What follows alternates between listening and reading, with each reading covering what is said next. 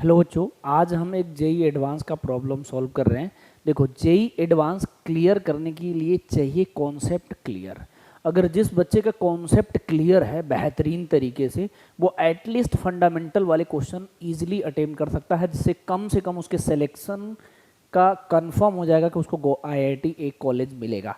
दूसरी बात, अगर वो थोड़ा सा अप्रोच स्टार्टिंग से अगर बढ़िया किया है तो उस बच्चे के मेरे बारे में बात ही नहीं कर रहा हूँ, वो तो डेफिनेटली सेलेक्ट हो जाएगा।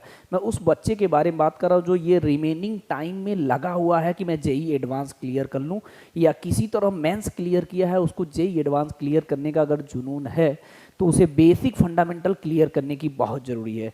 बहुत सारे बच्चे कंफ्यूज रहते हैं कि क्या बेसिक फंडामेंटल से भी आईआईटी क्लियर हो सकता है। तो डेफिनेटली हो सकता है। जब भी मैं कोई बात करता हूं तो एक एक क्वेश्चन जरूर डिस्कस कर देता हूं। जैसे मैं जेई एडवांस का ये क्वेश्चन डिस्कस कर रहा हूं, देखिए इस क्वेश्चन में ये बच्चा, हर कोई बच्चा जो बेसिक फंडामेंटल सिर्फ पढ़ा होगा वो भी कर सकता है। इसमें कह रहा है ये जेई एडवांस 10 का है, ठीक है।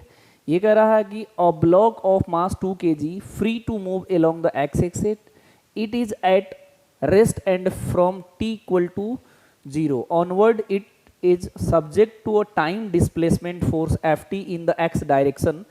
The force ft varies with time as shown in the figure. The kinetic energy of the block after 4.5 second. ठीक है, तो आप सभी बच्चे को पता है यहाँ पर -2 है, ठीक है। ये यहाँ पर जो दिया है ये -2 है, ठीक है। ऊपर प्लस है, +4 है, ठीक है।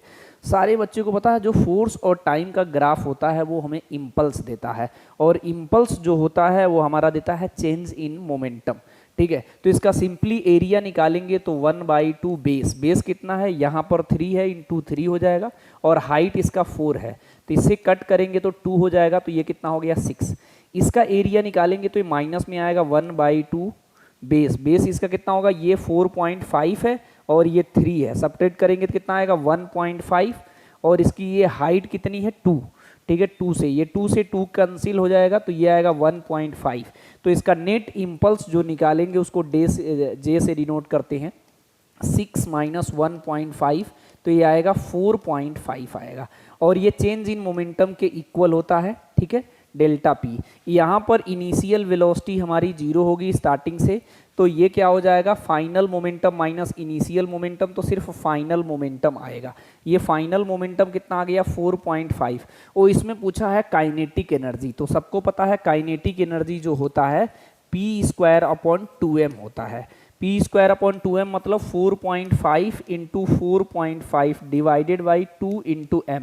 m की वैल्यू कितना दिया है 2 kg, यानी 4.5 करेंगे, 4.5 × 4.5 करेंगे तो ये 20 समथिंग आएगा, है ना।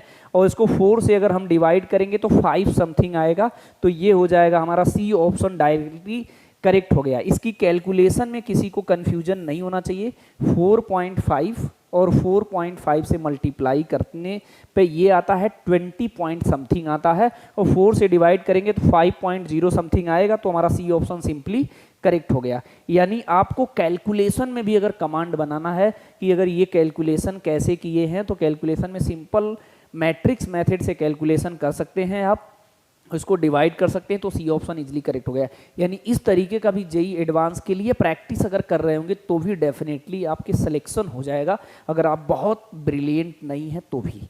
All the best.